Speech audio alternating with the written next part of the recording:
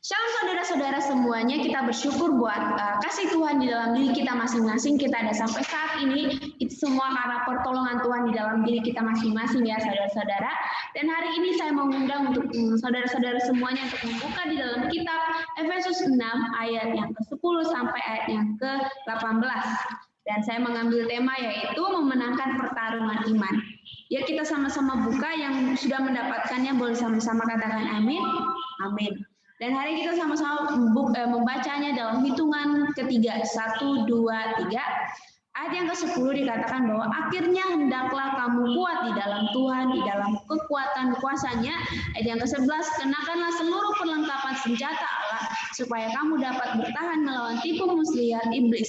Karena perjuangan kita bukanlah melawan darah dan daging, tetapi melawan pemerintah-pemerintah, melawan penguasa-penguasa, melawan penghulu-penghulu dunia yang gelap ini, melawan roh-roh jahat di udara.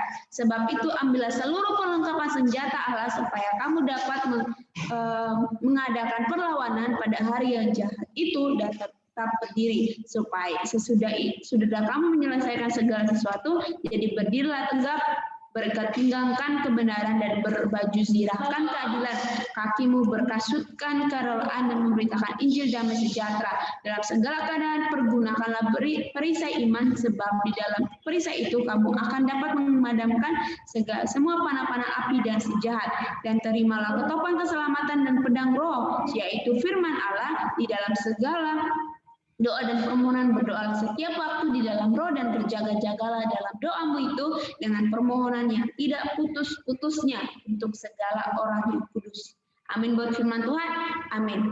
Nah, saudara-saudara, perlu kita ketahui bahwa sebagai tentara Allah yang tentunya kita juga harus memiliki mental seorang juara atau memakai perlengkapan senjata Allah gitu. Nah, saudara-saudara, ayat ini ditulis oleh Rasul Paulus untuk jemaat di kota Efesus saat dia berada di penjara, dan ini ditujukan untuk menasihati jemaat mula-mula yang di sana supaya mereka hidup dengan benar dan menjadi kuat di dalam Tuhan. Nah, sebagai seorang tentara Allah, kita tentu harus memiliki mental yang teguh dan memakai perlengkapan senjata Allah, dan juga mengetahui siapakah musuh-musuh kita gitu. Dan ada saat kita menjadi penyerang atau kita saat menyerang, dan ada saat pula kita bertahan supaya dapat menangkan peperangan itu gitu. Nah, dengan penyertaan Allah dan Roh Kudus kita tentu akan menang. Nah, saudara-saudara, ada 3 pokok poin yang perlu kita ketahui. Yang pertama adalah semangat juang orang percaya.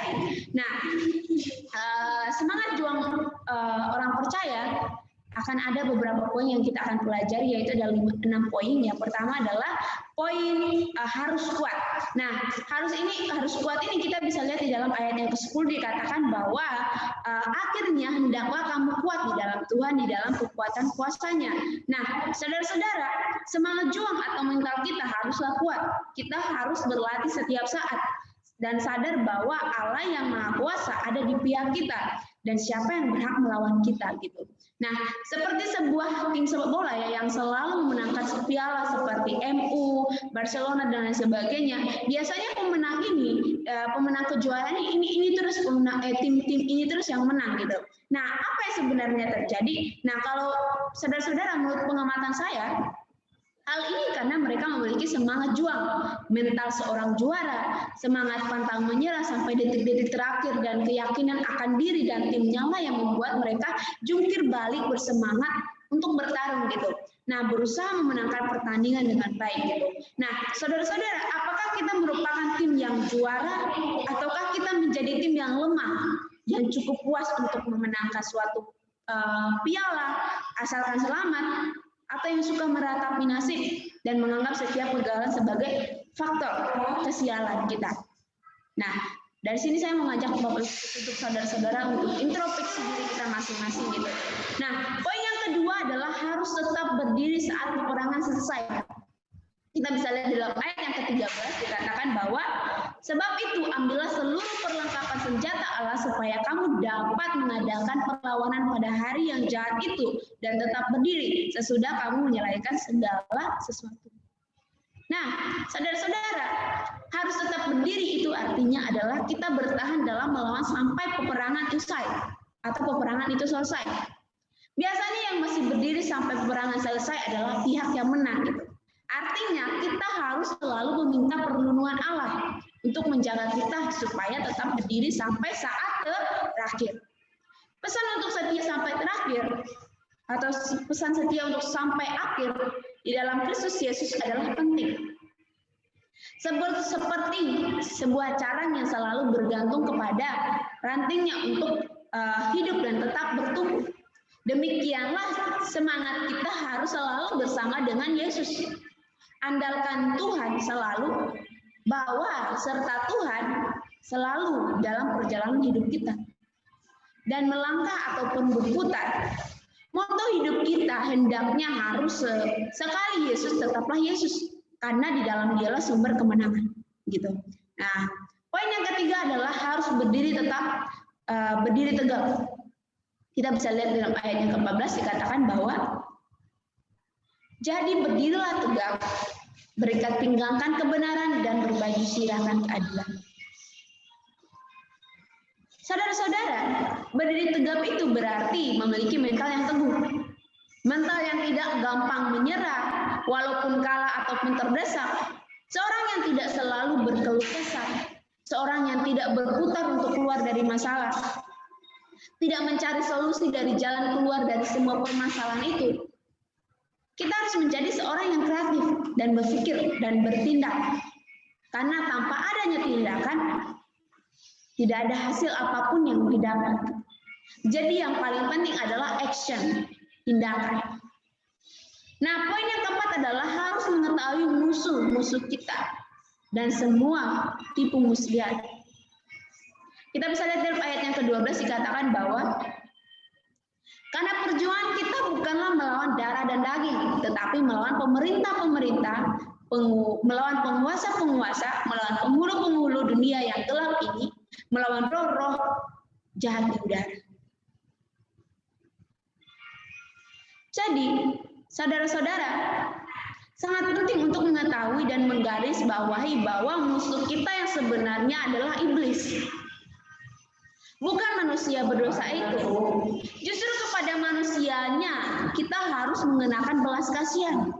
Iblis sungguh licik dan tipu muslihatnya, jadi kita harus sadar gitu. Kita bisa cek ketika saat kapal kehidupan kita bunda dan gulungan. Mulai kehilangan semangat, mudah marah dan sirik, tidak merasa damai. Semua itu berarti kita sedang diserang oleh iblis. Jadi selalu waspadalah supaya kita sadar akan kondisi kita apakah sedang diserang atau terbelenggu. Nah, pokok yang kedua, saudara-saudara, adalah perlengkapan orang percaya. Nah, perlengkapan orang percaya adalah yang pertama, poin pertamanya adalah menjaga kekudusan. Kita bisa lihat di ayat yang ke-14 sampai ke-15 dikatakan bahwa jadi berdirilah tegak, berikat pinggang kan kebenaran dan berbaju sirahkan keadilan. Ayat yang ke-15 dikatakan bahwa kakimu berkasutkan keralaan untuk memberitakan Injil damai sejahtera. Jadi, saudara-saudara, ikat pinggang yang ada pada zaman Paulus hidup dapat dipakai seperti dompet dan juga untuk menyimpan sesuatu gitu. Ketika Alkitab berkata, berikat pinggangkan kebenaran, sesungguhnya Tuhan ingin memastikan bahwa sikap hati kita selalu tertuju kepada kebenaran. Sedangkan baju bersirahkan keadilan, dalam Alkitab bahasa Inggris kata keadilan ditulis sebagai rentones, yang artinya adalah pembenaran atau integritas. Apapun yang kita rasakan atau orang lain katakan tentang diri kita, ketika Tuhan mulai berbicara secara langsung tentang jati diri kita dan keberadaan diri kita, bersama dengan datangnya firman terjadi pula pembenaran. Berikat pinggangkan kebenaran dan berbaju jubahkan keadilan mengandung pengertian dalam kehidupan sehari-hari kita. Harus selalu berlaku benar dan bertindak adil. Jadi kita diharuskan untuk selalu menjaga kekudusan, sebab tanpa kekudusan seorang tidak akan melihat Allah. Untuk meminta bantuan kepada Allah, hendaknya kita tidak dihalangi oleh dosa-dosa kita, seperti rintangan yang begitu menghalangi kita. Keadaan ini seperti sebagai anak yang baik dan rajin sehari-hari, tentu segala permintaan anak ini lebih mudah diberikan Bapak. Nah, poin yang kedua adalah kerelaan memberitakan Injil. Ayat yang ke-15 dikatakan bahwa kakimu berkasutkan kerelaan untuk memberitakan Injil damai sejahtera. Jadi saudara-saudara,